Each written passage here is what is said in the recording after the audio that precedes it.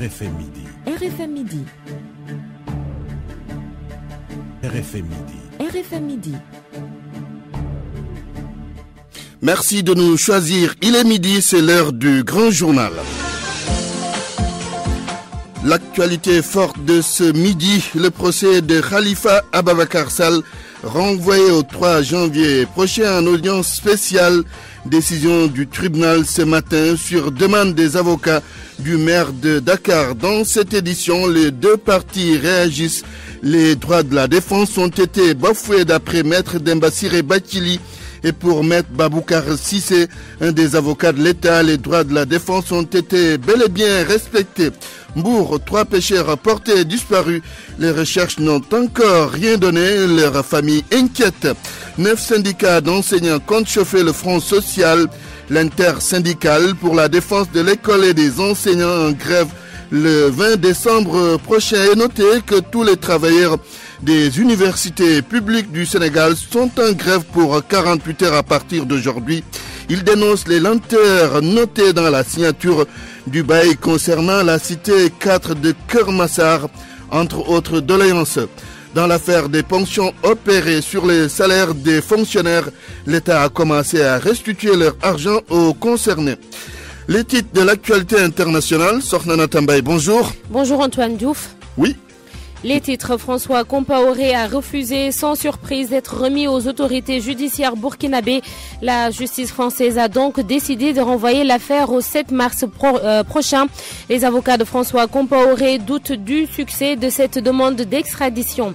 Le massacre des Rohingyas en Birmanie, on en reparle. Selon Médecins sans frontières, 6700 membres de cette communauté musulmane ont été tués le premier mois du massacre. 730 enfants de moins de 5 ans figurent parmi les victimes. Les développements aux alentours de 12h15. Bonjour cher Tidiane Diagne. Bonjour à vous Antoine Diouf. Les titres sport. Des phases préliminaires difficiles en perspective pour les clubs sénégalais engagés dans les compétitions africaines de football. Génération Foot et Mbour Petite Côte vont jouer contre des formations maghrébines. Relance du sport scolaire. Les autorités en font un objectif. Une rencontre s'est tenue ce matin à Dakar. Cet effet, Baba Tandian invite la fédération de basket à rembourser la somme due à Gorgui Sidian qui réclame ses sous à la fédération de basket. La chronique d'Abdoulaye Ndiaye comme tous les jeudis, et puis procès Khalifa Ababacar Sall, affaire politique ou bien affaire judiciaire, point de vue vers 12h30. Bienvenue à toutes et à tous.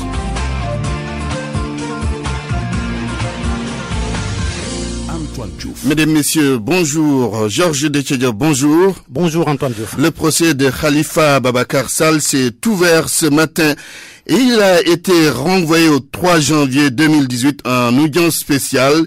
C'est sur demande des avocats de la défense. Le procès du maire de Dakar était très attendu. Oui, Khalifa Sall devra encore attendre. Procès renvoyé au 3 janvier prochain. Procès en audience spéciale. C'est sur demande des avocats de la défense. Les conseils du maire de Dakar ont évoqué l'article 174 du Code de procédure pénale, lequel dispose que le procureur doit aviser la défense de l'enrôlement du dossier.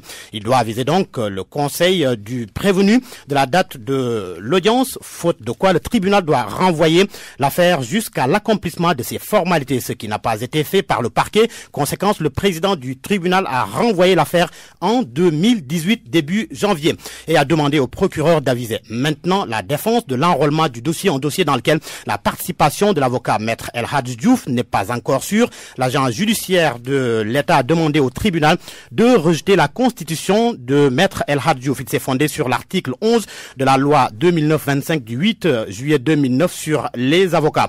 Selon cette loi, les avocats, anciens fonctionnaires ou agents quelconques de l'État ou d'une collectivité publique ou territoriale décentralisée ne peuvent accomplir contre et pour l'État, donc Antoine Diouf, une action judiciaire. Et cette même loi s'applique aux anciens parlementaires. Notez que lors du procès de Khalifa Sall qui a été renvoyé au 3 janvier prochain, il y avait la présence des députés de l'Assemblée nationale qui avaient leurs écharpes par-devers eux. Georges Detchediop en direct dans ce studio. Après le renvoi du procès de Khalifa Ababakar Sall au 3 janvier prochain, ces conseillers qui étaient au tribunal ce matin n'ont pas manqué de parler de rupture d'égalité. En d'autres termes, les droits de la défense n'ont pas été respectés. Ils ont été tout simplement bafoués. Écoutons Maître Dembassiré Bachili au micro de Mohamed Ali Mouba. Parce que l'avocat est un acteur judiciaire, c'est un acteur du procès au même titre que le président et le juge.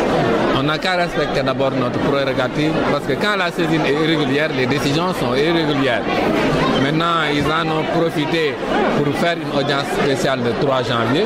On verra à cette date, comme j'ai dit, à chaque jour suffit sa peine parce que nous sommes dans un chapelet de violations et ces violations, nous allons les marquer à chaque étape de la procédure. Donc, il y a un renvoi à la date du 3, mais vous avez vu vous-même, lorsqu'ils renvoyaient, ils disent qu'ils ne savent pas si nous pouvons avoir l'intégralité du dossier. Alors qu'il y a le principe de l'égalité des armes. Comment pouvons-nous aller au procès si le procureur a un dossier entier, le tribunal a un dossier entier, les avocats n'ont pas de dossier? Il faut qu'on respecte. Non, nous n'avons pas de dossier. Il faut qu'on règle d'abord ces questions. Je pense que la justice, c'est d'abord des formes avant le fond. Les formes, c'est ce qui garantissent les droits des parties, leurs prérogatives, la défense. Le fond, c'est ce qui sera décidé par la suite. Et je pense qu'aujourd'hui, nous butons sur des questions de forme. On n'a qu'à respecter l'égalité des armes. On n'a qu'à mettre un dossier entièrement à notre disposition. Et je précise que nous, dans notre position, un tribunal ne peut même pas encore être saisi parce que l'instruction n'est pas terminée. Il y a des procédures qui sont encore pendantes devant des cabinets d'instruction. Donc tous ces litiges doivent être vidés. Du côté des avocats de l'État, l'on se veut clair. Il n'y a pas de précipitation dans cette affaire. Maître Baboucar Sissé soutient que les droits de la défense ont été respectés. Il est interrogé par Daouda Diouf. Nous sommes sereins. Nous attendons le moment venu pour défendre les intérêts de l'État du Sénégal. Et donc le tribunal a estimé, on s'attendait à un renvoi de cette affaire à une audience spéciale, compte tenu de sa particularité et aussi compte tenu du fait que l'audience d'aujourd'hui est une audience ordinaire. Et il y a 103 affaires inscrites au rôle. Donc l'affaire Khalifa Sall est la 100e affaire. Donc raison pour laquelle, puisque c'est une affaire qui vient pour la première fois, donc c'est une affaire nouvelle, le tribunal l'a évoqué d'office pour pouvoir en fait évacuer ce dossier-là et fixer une date d'audience à laquelle, évidemment, cette affaire sera la seule inscrite au rôle et elle pourra être éventuellement... Mais est-ce qu'on peut parler de précipitation dans ce dossier? Il n'y a aucune précipitation. Vous savez, en fait, un dossier, quand il est en état, le parquet peut l'enrôler à tout moment. Donc, il n'y a aucune précipitation à ce niveau-là. Donc, le dossier pouvait être enrôlé à la date d'aujourd'hui, comme elle pouvait être enrôlée à une autre date. Donc, en fait, il n'y a aucune précipitation. Et il n'y a aucune sanction aussi qui est prévue par la loi. Parce que aussi, nous sommes tous des juristes. Même si, en fait, le parquet a enrôlé le dossier pour la date d'aujourd'hui, on ne peut pas parler de précipitation. Peut-être que c'est lié au fait que le dossier est assez particulier, que les gens parlent de précipitation ou de violation des droits de la défense. Mais je pense que depuis l'enquête préliminaire jusqu'à l'instruction et devant le tribunal, donc les droits de la défense ont été sauvegardés, ont été préservés. Maître Baboucar Sissé, c'était dans notre édition spéciale de ce matin. Que de rebondissements dans l'affaire Khalifa Sall, une affaire qui, durant cette année finissante, a dominé le débat dans l'espace politique au Sénégal et un peu au-delà de nos frontières. Chronique d'un feuilleton politico-judiciaire, Binta Diallo. Dès février 2017, les carottes étaient déjà cuites pour le maire de Dakar. Entre le 16 février et le 5 mars 2017, beaucoup d'eau a coulé sous les ponts de la capitale. Audition de Khalifa Ababakar Sall à la division des investigations criminelles, conférence de presse du procureur de la République, conférence de presse de Khalifa Ababakar Sall et le 7 mars 2017, mandat de dépôt. Le premier magistrat de la ville de Dakar est envoyé à la maison d'arrêt et de correction de Rebeuss. Depuis, que de rebondissements. Entre confrontation avec ses co-inculpés, le doyen des juges qui lui refuse une liberté provisoire, tout comme la Cour suprême. Une lettre du cardinal Adrien Sarr adressée à Khalifa Sall aurait été bloquée par l'administration pénitentiaire. Révélation dans la parution du 4 mai 2017 du quotidien L'Observateur. Idrissa Seck et Cheikh Bamba Dièye également interdits d'accès à la MAC de Rebeuss. Le 14 juin 2017, Khalifa Ababakar Sall Sall boucle son 100e jour en prison. 3 mois après, c'est-à-dire le 17 août, demande de libération d'office du fait de ses fonctions de député. Refus total. Le 21 septembre 2017, la Cour suprême rejette le recours en annulation de la procédure. Le 26 octobre 2017, demande de levée de l'immunité parlementaire du député, demande jugée incohérente. Le 27 octobre 2017, le professeur Ismaël Madior Fall reconnaît publiquement le statut parlementaire de Khalifa Sall. Novembre, les choses s'accélèrent. Installation de la commission ad hoc, le maire de Dakar qui refuse de déférer à la convocation des commissaires. Le 23 novembre, l'agent judiciaire de l'État écrit au président de la Cour suprême pour contester les arguments de Khalifa Sall. Et le 25 novembre, immunité parlementaire levée en plénière de l'Assemblée nationale. Dans la foulée, le maître des poursuites remet son réquisitoire introductif au doyen des juges. Le 5 décembre, le maire de Dakar accepte enfin le cautionnement d'une valeur de 2 milliards de francs CFA pour une liberté provisoire. Coup de théâtre et coup de tonnerre, l'État refuse. Le dossier enrôlé, jugement en correctionnel ce jour, 14 décembre, Khalifa Ababakar Sall et ses co-prévenus appelés à la barre pour détournement présumé de deniers publics. C'est dans l'affaire de la caisse d'avance de la mairie de Dakar, détournement présumé qui tournerait autour d'1,8 milliard de francs CFA. 12h11 partout au Sénégal et vous suivez le grand journal. RFM 94.0, la radio en puissance. Disparition de 3 pêcheurs au large des côtes mbouroises, c'est depuis 4 jours et après de longues recherches, seul du matériel de pêche a été retrouvé. Les familles de ces pêcheurs sont inquiètes. La correspondance d'Abdourahmane Diallo. Les 3 pêcheurs ont quitté le quai de pêche de Mbour lundi dernier vers 6h. Le retour était programmé aux alentours de 18h. Mais jusqu'à présent, ces pêcheurs ne sont pas rentrés. Abdou Diallo, beau-frère de l'un des pêcheurs portés disparus. 24 heures. Maximum, ils devaient rester 24 heures en mer et revenir vendre leurs poissons. Mais depuis lors, ils sont pas là. Et pourtant, ils avaient fini leur travail. Les pêcheurs de Mbour et le service de pêche ont entamé des recherches, mais seul le matériel de pêche a été retrouvé au large de la petite côte. 5 pirogues ont été déployées pour la recherche, mais rien. Là, on demande aux autorités de nous appuyer grâce à la marine ou aux hélicoptères afin de nous faciliter les recherches. La famille des 3 pêcheurs vit mal cette situation. Aïda Touré est la maman du capitaine de la pirogue. C'est très dur pour une maman de rester des jours sans voir son enfant. Avec ce climat de fraîcheur en mer, tu ne sais pas si ton enfant est en vie ou pas. C'est dur. Nous demandons de l'aide à toutes les personnes de bonne volonté.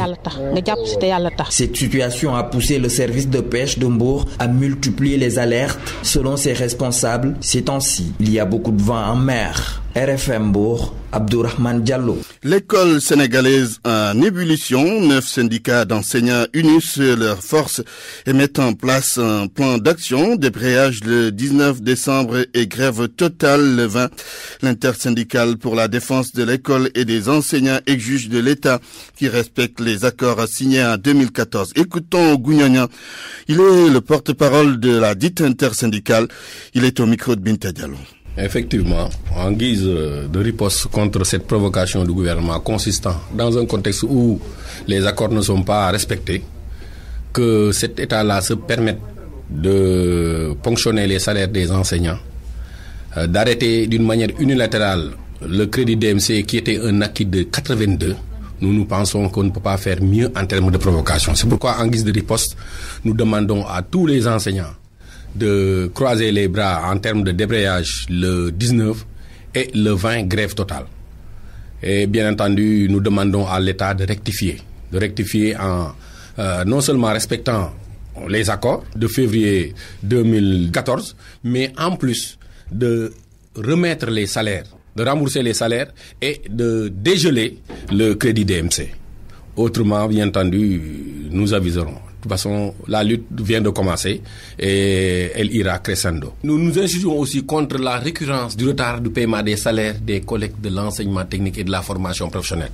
Parce que chaque mois, ces collègues reçoivent leur salaire au-delà du 8 de chaque mois.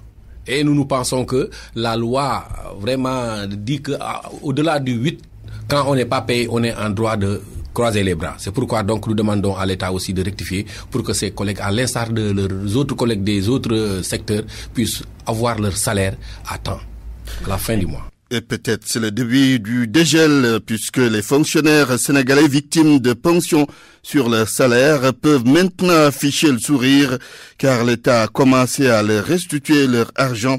C'est le secrétaire général du Sud-Est qui nous l'apprend. Cherou Issa Silla, lors de nos prochaines éditions, les universités publiques sénégalaises en grève totale pour 48 heures. C'est à partir d'aujourd'hui.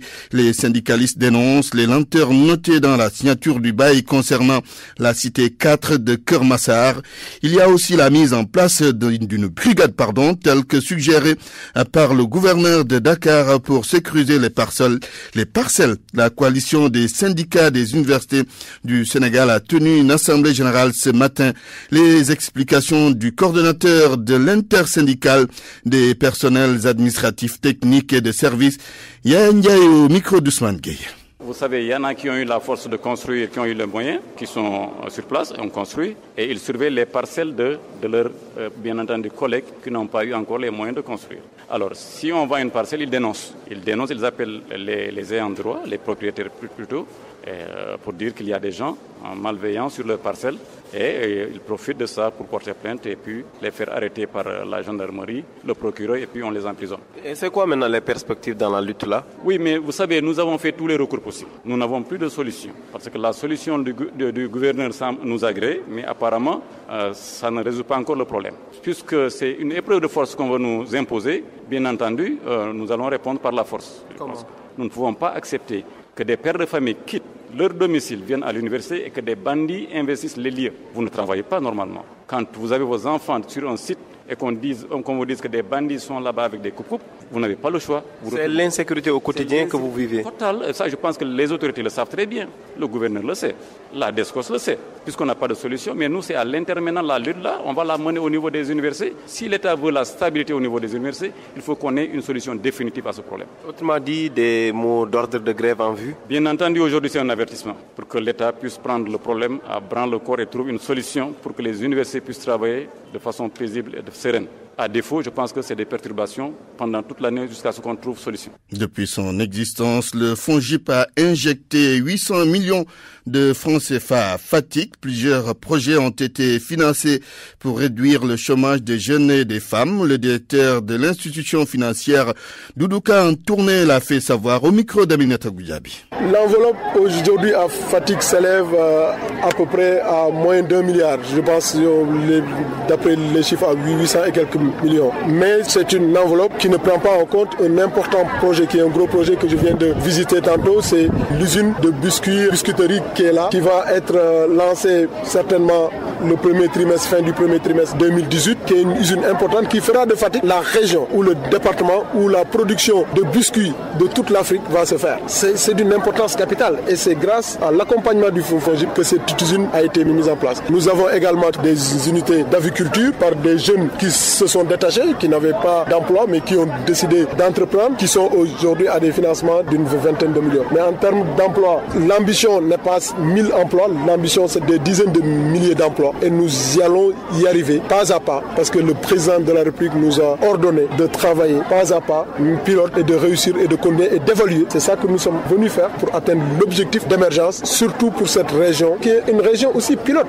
RFM. L'actualité internationale. Sornanata, bienvenue. Merci Antoine. Burkina Faso, le dossier de demande d'extradition de François Compaoré a été renvoyé au 7 mars prochain. Le frère de l'ancien président a été entendu hier par la justice française dans l'affaire de l'assassinat de Norbert Zongo. François Compaoré n'a pas souhaité être remis aux autorités judiciaires de son pays, ce qui explique le renvoi. Barthélémy Ngom. François Compaoré, le frère de l'ancien président du Burkina Faso, Blaise Compaoré, a été arrêté le 29 octobre dernier à l'aéroport Roissy-Charles de Gaulle de Paris avant d'être placé sous contrôle judiciaire. 19 ans, jour pour jour après l'assassinat du journaliste d'investigation Norbert Zongo. À la question de savoir, comme l'exige d'ailleurs la procédure, s'il consentait à être remis aux autorités judiciaires du Faso pour y être jugé, Paul-François Compaoré a répondu non. Le communiqué renseigne que le dossier a été renvoyé au 7 mars 2018. Les avocats de la défense, eux, doutent du succès de la procédure, notamment du fait que bien qu'elle n'ait pas été appliquée depuis des années, la peine de mort est toujours en vigueur au Burkina Faso. François Compaoré, visé par un mandat d'arrêt international depuis le 5 mai dernier, est accusé d'incitation à assassinat suite à la mort de Norbert Zongo, directeur de publication de l'hebdomadaire L'Indépendant, et 3 de ses compagnons. C'était le 13 décembre 1998. Le journaliste enquêtait à l'époque sur la mort de David Ouedraogo, le chauffeur de François Compaoré. Une commission d'enquête indépendante instaurée sous la pression populaire a établi plus tard que Norbert Zongo était tué dans l'exercice de ses fonctions. Mais le dossier est longtemps resté dans les tiroirs avant d'être rouvert à la faveur de la chute de Blaise Compaoré fin octobre 2014. Gambie, le Parlement valide la loi relative à la commission Vérité, Réconciliation et Réparation. Cette commission, Antoine, sera composée de 11 membres nommés par le président Barrow après consultation. Après son installation, la structure va établir un rapport des violations des droits de l'homme commises durant le magistère de Yaya Jammeh. La loi donne parallèlement la possibilité à la commission de recommander une amnistie pour certains venus reconnaître leurs exactions, excepté ceux soupçonnés de crimes contre l'humanité. Au Mali, des groupes terroristes mutualisent leurs forces. Il s'agit de l'État islamique dans le Grand Sahara et du groupe de soutien à l'islam et aux musulmans. Le premier est dirigé par Abu Adnan Walid Sahraoui, un dissident de Al-Qaïda au Maghreb islamique. Le second a sa tête Iyad Akrali. Selon leur entente, les deux groupes vont désormais mener des opérations et adopter des stratégies communes. Leurs combattants interviennent dans le nord, le centre et à la frontière avec le Niger. Un autre fait qui inquiète de nouveaux terroristes qui viendraient de la Libye ou encore de la Syrie pour grossir les rangs des groupes déjà sur place. En Somalie, c'est un attentat suicide qui a fait plusieurs morts dans la capitale. L'attaque s'est produite dans une école de police de Mogadiscio. Le kamikaze s'était déguisé en policier et a actionné sa ceinture une fois dans le camp. Le bilan exact n'est pas encore connu, mais il y a plusieurs victimes. Les policiers s'étaient rassemblés pour leur parade matinale. Le camp attaqué est la plus importante école de police de Somalie. Birmanie, Médecins sans frontières donne des chiffres terrifiants sur le massacre des Rohingyas. Alors Antoine, au cours du premier mois de ce génocide, 6700 Rohingyas ont été tués, dont 730 enfants de moins de 5 ans. C'était entre le 25 août et le 25 septembre dernier. Selon l'enquête de l'ONG menée dans des camps de réfugiés au Bangladesh, 69% des victimes ont été tuées par balle. 9% brûlés et 5% ont été victimes de lynchage. Les Rohingyas continuent de fuir et déclarent subir des violences ces dernières semaines, même si on en parle moins, Antoine. Merci Sorna Tambay pour cette page internationale. Parole aux auditeurs. L'actualité, qu'en pensez-vous? Moi, je pense que vous devez. Réagissez dans nos éditions d'information sur l'actualité. Bonjour. Oui, bienvenue sur cette antenne de RFM. Du lundi au vendredi, vous avez la parole sur RFM. Procès de Khalifa Ababakar Sall, affaire politique ou bien affaire judiciaire, vous nous direz aux alentours de 12h30. RFM Sport. Rebonjour cher Tidiane Diagne. Rebonjour à vous Antoine Diouf. Des phases préliminaires difficiles en perspective pour les clubs sénégalais engagés dans les compétitions africaines de football. Il s'agit de Génération Foot et de Mbour Petite Côte qui semble avoir en tout cas un tirage compliqué. Le club de Denis Biramdao en Ligue des Champions se frotte aux Égyptiens de Misr Makassa. Mbour Petite Côte en Coupe CAF va faire face aux Marocains de la Renaissance sportive de Berkane. Nos représentants ont-ils des chances de franchir le cap maghrébin? Oui, mais les chances sont minimes, dit l'ancien international Cher Sidiba. Les chances sont minimes parce que tout le monde connaît la valeur du football maghrébin, et surtout l'Égypte finaliste de la Ligue des Champions et finaliste de la dernière CAN. Je pense que ça va être difficile pour Génération Foot comme pour Petite Côte de rencontrer un club marocain. Maintenant, le problème est que déjà ces clubs sont vraiment en avance sur nous. Et là, il faudra essayer de réaliser un exploit pour passer ce tour préliminaire.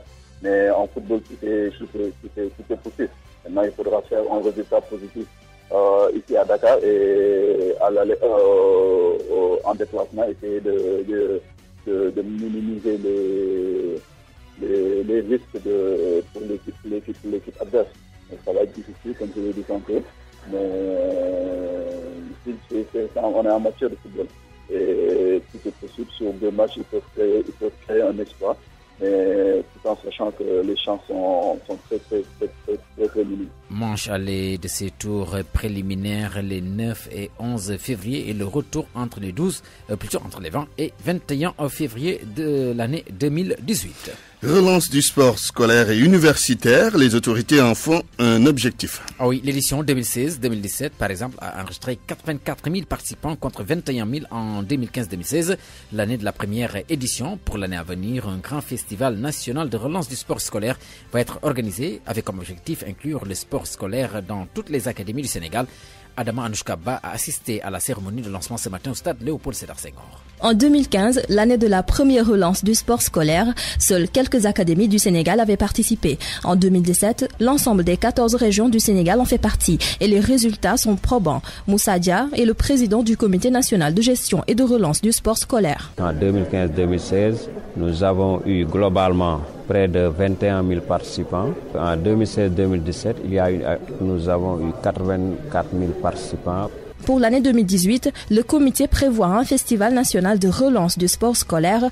La structure en charge veut que les académies adoptent les mêmes pratiques sportives. Nous avons pris des dispositions particulières pour que le sport scolaire se fasse partout selon les mêmes règles. Maintenant que nous allons vers l'harmonisation, il y a de nouvelles règles qui sont édictées et qui seront suivies par l'ensemble des académies. Le nombre de participants augmente chaque année, mais le financement des activités reste toujours un problème. Nous avons au niveau national pris des dispositions qui permettront d'assurer en tout cas le financement du sport scolaire au niveau des régions.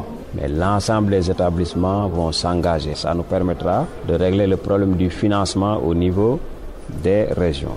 Durant les 2 éditions, les élèves ont rivalisé dans les disciplines telles que le football, le handball, la lutte, le basket, la gymnastique, le volleyball, athlétisme et handisport. Selon Moussa Dia, les filles sont plus performantes que les garçons. Cher Tidiane, Baba Tanyan invite la Fédération de basket à rembourser la somme due à Gorgui Sy.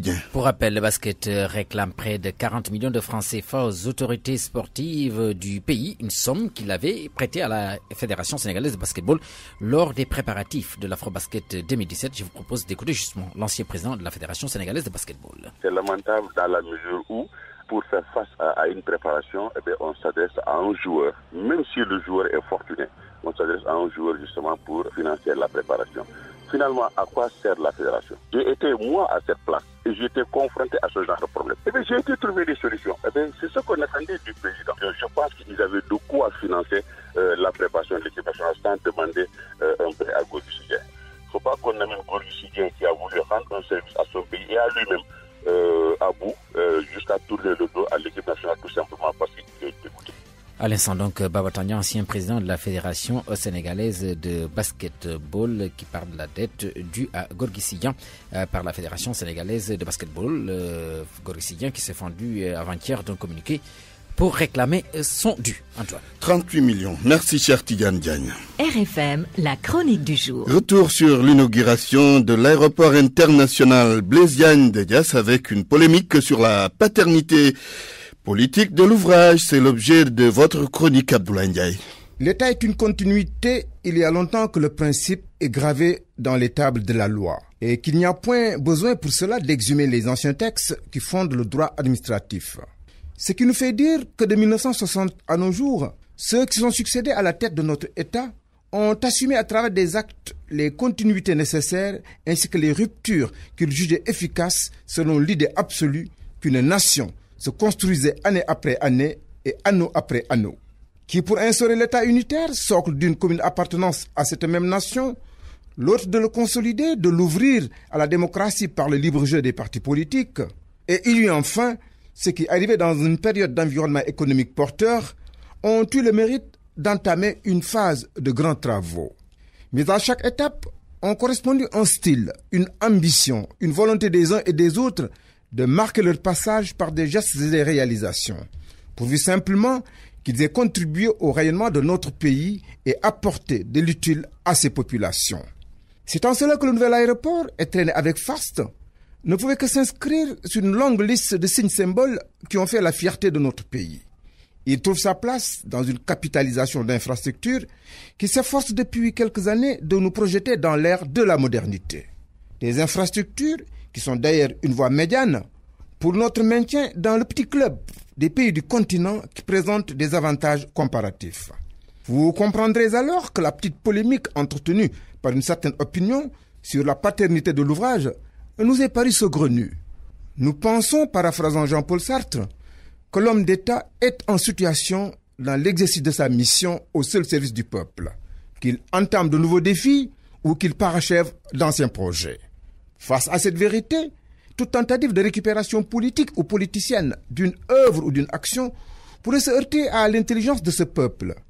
Il sait, ce peuple, être l'unique propriétaire légitime d'un patrimoine à coût qui l'engage à travers des générations successives. RFM, la presse du jour. Presse du jour, Barthélémy Ngom, bonjour. Bonjour, jour de vérité pour Khalifa Sall. C'est ainsi que la tribune et Vox Populi rapporte l'ouverture du procès du maire de Dakar. L'audience démarre ce matin devant le tribunal correctionnel. Tous les journaux de ce jeudi en parlent. Khalifa en avance au palais énonce le quotidien, un jeu de mots pour faire allusion à la caisse d'avance. Il va faire face à son destin, fulmine l'Observateur et les Échos. La tribune note que le maire de Dakar va s'expliquer sur les tenants et les aboutissants de la caisse d'avance qui a déchaîné des torrents de passion. Khalifa et compagnie vont donc comparaître. Les Échos renseignent qu'ils ne seront pas seuls car Moustapha Niasse, Ousmane Tanor Dieng, Idrissa Seck, Lamine Diack, Habib Sy, entre autres, seront appelés comme témoins par la défense. Cette même défense qui, dans le quotidien, dénonce une violation des droits de leurs clients. Khalifa Sall qui bénéficie justement d'un soutien du barreau de Paris. 3 avocats se constituent pour sa défense, informe Vox Populi. C'est plutôt 4 avocats français, rectifie l'As quotidien. Il s'agit de maître Jean-Pierre Mignard, maître Christian Saint-Palais, maître Mario Pierre Stasi et maître Patrick Klouma. Ils ont adressé une lettre au président du tribunal de grande instance de Dakar pour se constituer dans l'affaire Khalifa Sall. Ils viennent donc en rescousse, note mon confrère. Un autre soutien à Khalifa Sall, celui de la mairie de Paris. Selon le quotidien, la mairie de Paris a créé un observatoire des maires en danger. Ce procès de Khalifa Sall et compagnie qui s'ouvre ce matin pourrait être renvoyé sur demande de la défense si l'on en croit Vox Populi. En attendant d'y voir plus clair, plusieurs réactions d'acteurs politiques dans les journaux de ce matin. Barthélémy Diaz, repris par Vox Populi, dénonce une cabale contre le maire de Dakar. Dans la tribune, il parle d'une farce judiciaire. Malik Gakou, lui, bat le rappel des troupes dans l'As quotidien. Il demande à tous ses partisans et alliés de venir assister au procès. Et dans les Échos, Serigne Mansour Sy Djamil fait des révélations fracassantes sur Macky Sall avant de dénoncer l'arbitraire dont est victime le maire de Dakar. Khalifa Sall donc à la barre ce jeudi. Ce sera une bataille de procédure, souligne mon confrère. Quelle stratégie de défense pour Khalifa, s'interroge Réumi quotidien. Selon mon confrère, comme Karim Wade et Hissène Habré, Khalifa Sall peut décider de ne pas se faire défendre par ses avocats. En conséquence, il va choisir donc de se taire et avec une telle stratégie, il est peu probable qu'il ne soit pas condamné. L'autre stratégie possible, c'est de se présenter avec ses avocats et d'assurer sa défense. Mais pour cela, notre Réumi, le maire de Dakar devra peut-être renoncer à taire les noms de ceux qui ont bénéficié de la caisse d'avance. Dans tous les cas, le procès sera ouvert ce matin et Sud Quotidien renseigne que les avocats censés défendre Khalifa ont été privés de leurs clients hier, mais cela ne les ébranle guère, selon maître Khouré Chiba. Son confrère, maître Elhadji Diouf, tape sur l'administration pénitentiaire. Elle ne comprend pas la procédure pénale, déclare la robe noire. L'Observateur, à sa page 6, note que ce procès de Khalifa Sall est ordinaire que de nom. Les relents politiques font de ce dossier une affaire toute particulière, même s'il va obéir aux règles. Mon confrère ajoute que comme la plupart des audiences de mise en état avec notamment de nouvelles constitutions, un premier renvoi plane sur le procès et ce sera sur demande de la défense pour permettre aux avocats qui viennent de se constituer de s'imprégner du dossier. Cependant, note l'Obs, cette hypothèse est laissée à l'appréciation du juge et de ses assesseurs. Le juge du maire de Dakar, justement, il s'appelle Maguette Diop. Enquête nous parle de ce magistrat sorti de l'ENAM en 1997. Il était aux manettes dans l'affaire Diombas Diaw. Il a aussi dirigé le procès des jeunes libéraux, dont Toussaint Manga. Ce magistrat, décrit selon enquête comme un homme ferme et intraitable à l'audience, devra donner davantage de gages pour se départir du sobriquet de proche de la hiérarchie qui lui colle à la peau depuis la dernière élection nomination du président de l'UMS, l'Union des magistrats du Sénégal. Maguette Diop aura aussi besoin d'une endurance pour faire face aux attaques et autres crocs en jambes des avocats et partisans du maire de Dakar déjà en ordre de bataille écrit enquête. Une enquête qui menace le clan Wade. Libération, loin de cette affaire, Khalifa Sall fait part ce matin des investigations de la justice allemande sur des soupçons de corruption à l'aéroport international Blaise Diagne. L'enquête a duré 4 ans. Le parquet, selon mon confrère, soupçonne Fraport d'avoir décaissé des commissions pour se voir offrir la gestion de l'AIBD pendant 22 ans alors que la première pierre de l'aéroport n'était même pas posée. Une commission rogatoire est d'ailleurs annoncée au Sénégal. Libé informe que le procureur de Francfort a confirmé le scandale avant de faire des révélations fracassantes. Bonne lecture. Point de vue. Regard croisé sur l'actualité du jour. Affaire Khalifa Ababakar Sall, affaire politique ou bien affaire judiciaire, nous donnons la parole à Moussa Taye, conseiller politique du maire de Dakar, et à Ndongo Ndiaye, membre de l'APR et conseiller à la présidence de la République. Moussa Taye, bonjour. Bonjour Antoine. Ndongo Ndiaye, bonjour. Bonjour Antoine. Moussa Taye, l'affaire Khalifa Ababakar Sall, politique ou judiciaire, ou les deux à la fois? Je le dis de manière catégorique. Cette affaire est éminemment politique. Quels sont vos arguments? D'abord, Antoine, la conférence de presse du procureur qui avait déjà condamné Khalifa Sall bien avant la transmission du dossier au juge. La violation du secret de l'instruction pour la divulgation des PV d'audition par des organes proches du pouvoir. Depuis le 7 mars 2007, nous assistons régulièrement à une série de violations des droits de Khalifa Sall. Premièrement, le refus d'une liberté provisoire, malgré toutes les garanties de Khalifa Sall en tant que maire de Dakar. Deuxièmement, le refus d'ordonner une liberté provisoire pour battre campagne en tant que tête de liste de la coalition Manko Tahaou au Sénégal, en violation du code électoral et de la jurisprudence Barthélémy Diaz.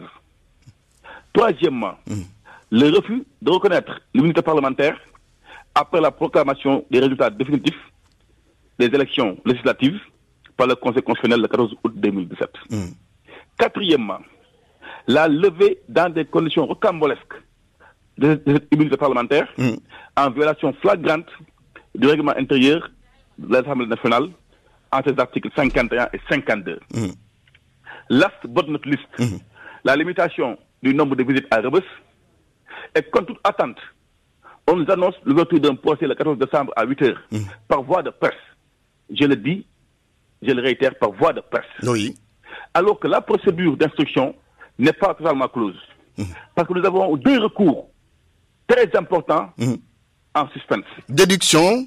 Nous avons deux recours fondamentaux. Déduction de tout ce que vous avez... Je termine. La demande d'expertise formulée par nos avocats pour le montant de 1,8 milliard, mais également l'audition de témoins clés, comme les anciens maires, Pape et Mamadou Diop, qui ont eu à gérer la caisse d'avance. Ces deux recours sont toujours pendants et n'ont pas encore été étudiés. Pour toutes ces raisons, nous estimons que les conditions de forme et de fond ne sont pas réunies pour un procès juste et équitable. En conclusion, je le dis, je le maintiens, je le réitère, cette affaire est une affaire politique. Et qu'est-ce qu'on cherche derrière tout cela? On cherche uniquement à condamner Khalifa Sall à travers une parodie de procès afin de lui ôter ses droits civils et politiques pour qu'il ne puisse plus exercer ses ambitions d'homme politique au Sénégal. Et là, vous ciblez qui exactement? Le président Macky Sall? Le président de la République, Macky Sall, son gouvernement, son parti qui hier a répondu de manière maladroite à un communiqué du Conseil de Paris, prouvant par la même occasion que c'est un dossier partisan et politique. C'est Macky Sall depuis le palais qui orchestre ce dossier à travers ses juges et ses députés. Oui, et que faites-vous de l'indépendance de la justice dans tout ça? Nous ne croyons pas à cette indépendance. Parce que pour moi, ce que le professeur Diop m'a appris, il n'y a pas de justice indépendante. Il y a des juges indépendants. Il y a des juges indépendants. Maintenant, depuis le début, tous les juges qui ont eu en charge ce dossier ont montré qu'ils étaient à la solde du pouvoir. C'est pour la raison pour laquelle nous n'avons pas confiance en cette justice-là. Oui, très bien. Je reviens à vous, Moussa Taye. Ndongo Ndiaye, affaire politique ou judiciaire? Question simple. Antoine, il est important. Je pense que avec beaucoup de sérénité et de calme, de comprendre que si Khalifa Sall est aujourd'hui devant la justice, c'est pour des faits qui lui sont reprochés. C'est pas des inventions ou de la politique policière. Ce jugement est une opportunité pour lui, je pense, à mon avis, et ses co-détenus, de se prouver innocent. Toute personne qui parle aujourd'hui d'instrumentalisation ou de partialité de la justice peut-être à raison ou à tort, et ne comprend pas le fonctionnement même de la justice, ou même doit interroger l'histoire. Il est important de savoir que notre justice est aujourd'hui organisée d'une certaine façon, où le procureur de la République, bien sûr, est un fonctionnaire de l'État, qui dépend du ministère de la Justice. Mais le juge de siège est un magistrat indépendant. Et c'est ce juge-là qui est aujourd'hui chargé de juger le maire Khalifa Sall. Il est totalement indépendant. Il jugera Khalifa Sall selon son intime conviction, en se basant sur des faits qui lui sont fournis. Je ne doute pas donc un instant que Khalifa Sall sera jugé équitablement comme dans le passé d'autres personnes ont eu à l'être. Oui. En second lieu, il est temps aussi quand même, il est important vraiment, je pense que en tant que personne responsable comme M. Taï, de ne jamais dire que je n'ai plus confiance en ma justice. Ça se dit pas. Parce que, je sais, peut-être aujourd'hui il est frustré ou quelque chose comme ça, mais il doit comprendre que il faut être raisonnable. Oui, est-ce que sa frustration ne peut pas se comprendre? Si la pratique pour laquelle Khalifa Ababakar Sall est poursuivi et jugé illégale, pourquoi aucun des maires qui ont précédé Khalifa à la tête de la ville de Dakar n'ont jamais été inquiétés, et on a même entendu un de ses prédécesseurs dire que c'est comme ça qu'il procédait, et jusque-là rien. Il y a un proverbe wolof qui dit bien que beaucoup du man moo ko gën. Oui, mais quand même quelqu'un quand des maires avouent. Oui. Mais c'est lui qui a été poursuivi. Maintenant, il est important. Pourquoi lui et non les autres qui l'ont précédé? Non, ça peut être un autre débat. Ça peut être un autre débat. Il peut susciter une autre réflexion. Mais aujourd'hui, dans le cas de figure qui est posé aujourd'hui, il est important de savoir que Khalifa Sall est aujourd'hui devant la justice pour des faits qui lui sont reprochés. Et il a l'opportunité, comme c'est co-détenu, de vraiment démontrer son innocence. Ça, la justice l'a déjà démontré. Aujourd'hui, tous les gens qui crient à l'impartialité, à la partialité de la justice, mais la justice il y a au moins quelques mois, un ancien premier ministre a crié sur tous les toits qu'il subissait un acharnement politique et s'est vu acquitté de toutes les charges qui lui étaient reprochées. Ceux qui crient. Ça peut arriver avec Khalifa Sall? Mais bien sûr, s'il est innocent, il va être relâché, il va redevenir. Bien entendu.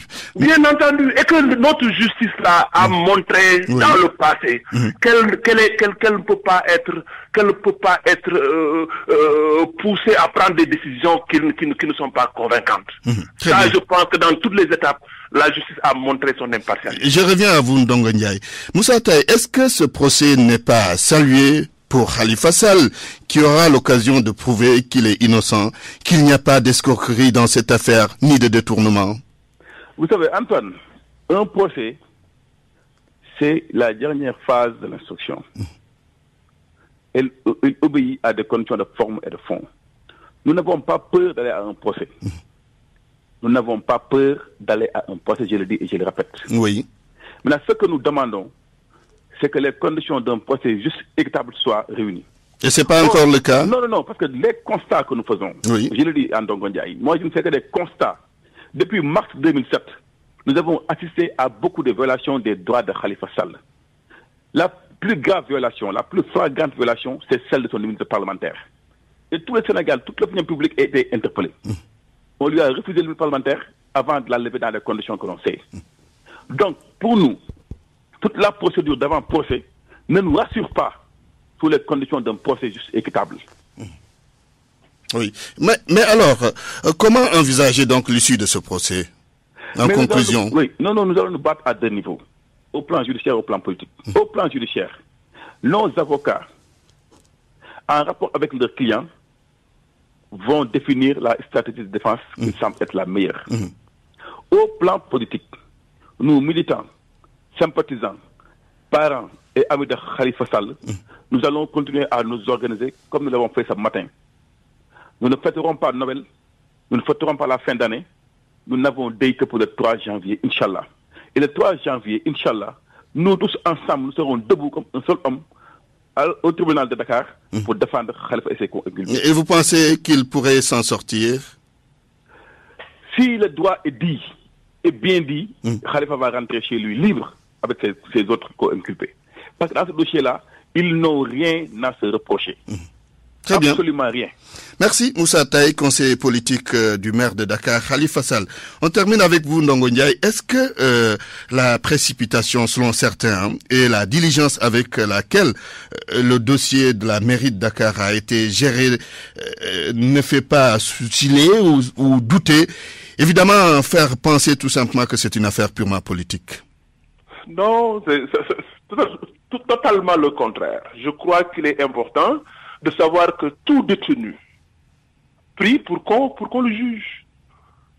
M. Taï a tout de suite dit qu'ils n'ont pas peur d'un jugement, qu'ils n'ont pas peur d'aller au tribunal. Mais les faits ne montrent pas cela. Aujourd'hui, ils sont en train de crier sous les toits. Ils sont en train de faire n'importe quoi pour ne pas être jugés. Ça montre qu'ils ont peut-être quelque chose à cacher. Je pense qu'aujourd'hui, la logique